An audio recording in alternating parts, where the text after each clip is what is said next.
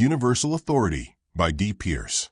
2 fleets hung in the void, an armada of Terran warships, and a sprawling crescent of Withern dreadnoughts. Energy cannons hummed, missiles primed, rail guns powered up.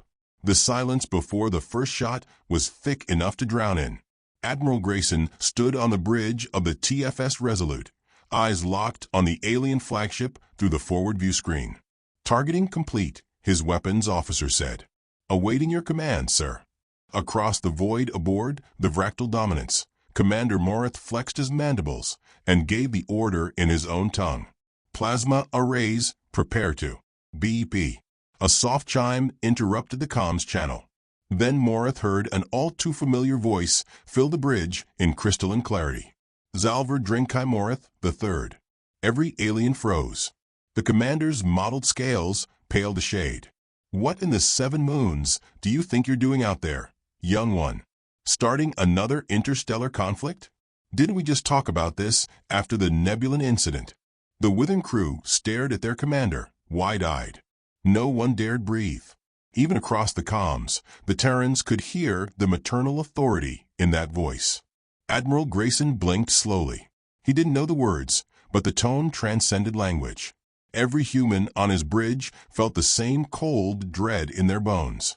Lieutenant Perez shuddered. "Sir," he whispered, "that's his mother." Grayson, knowing exactly what that tone meant, was already preparing to issue the command for a full retreat. But before he could say another word, beep. Admiral Grayson. The translators hummed.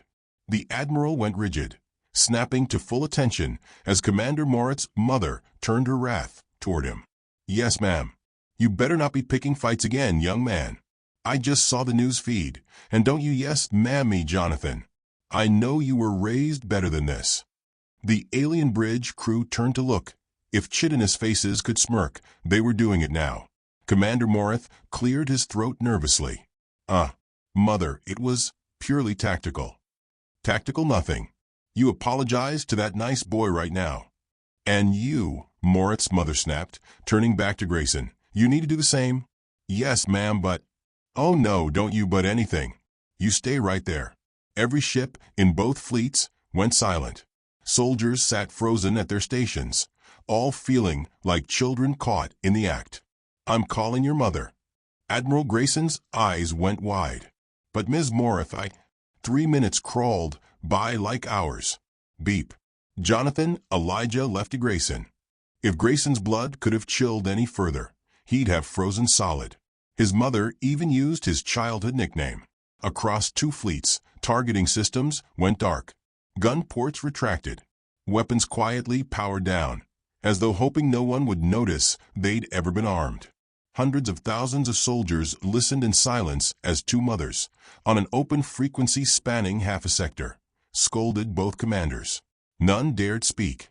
At last, both commanders spoke in unison. "Yes, mother." "Yes, ma'am." A long, awkward pause settled over the ships. "Well." Grayson's mother's voice came across the still open comms. "Drenkaipu?" Morith's mother asked, irritated. Commander Morith sank into his command chair. Through the shared view screen, Morith could see Grayson mouthing Drenkaipu. "I am so sorry," while exchanging tired, defeated looks. "Truce?" Grayson asked. "Please," Morith groaned, covering his face with one clawed hand. The galaxy was safe. For now. 2 figures appeared on a private hololink. A human woman in a floral apron and a withered matron with polished scales and 4 folded arms. "Well, I must say," the withered mother said warmly, "your boy has such good manners. He even said ma'am." "Oh, he better have," said Mrs. Grayson, stirring something off-screen. "I taught that child to salute before he could walk." Mine too," Morith's mother replied, sipping from a mug the size of an old-world German stein. "Always rushing into things. He gets that from his father's side." "They all do," Mrs. Grayson agreed. "Boys." They sighed in perfect, exasperated unison. A quiet moment passed between the 2 mothers. "Next cycle," Mrs. Grayson said, "you and I should plan a nice dinner with them. Swap stories of our boys." "Oh, absolutely," the withered matron replied with a fawn-lined smile. "And we'll make them squirm for it."